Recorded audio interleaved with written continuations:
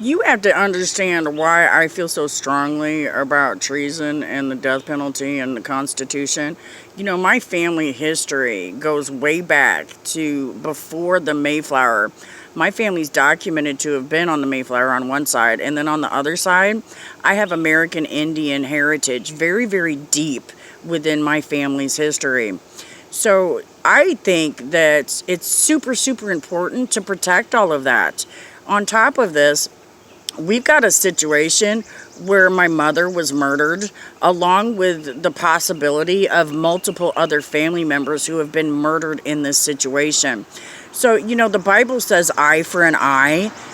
That's what you're supposed to do.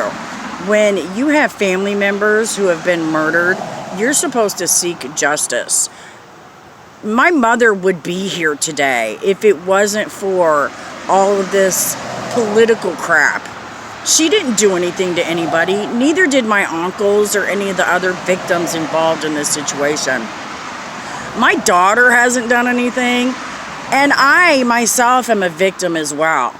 So, you know, there's a consequence to the perpetrators for that, according to the Constitution, because they decided to bring national security issues into it and attach themselves to something that, you know, had to do with 3 former presidents.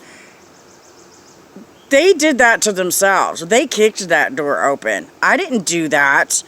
So now they have to pay the consequence for that. That's why I tell people, lock her up, lock him up, lock them up, lock them all up. We have to lead by example, and when we don't consequence people for these types of actions and all this corruption, we're not sending a very good message, not just to our children and our future, but also to those around the world. It lets people around the world think that we're okay with that type of behavior when we're really not. Something to think about. Have a blessed day.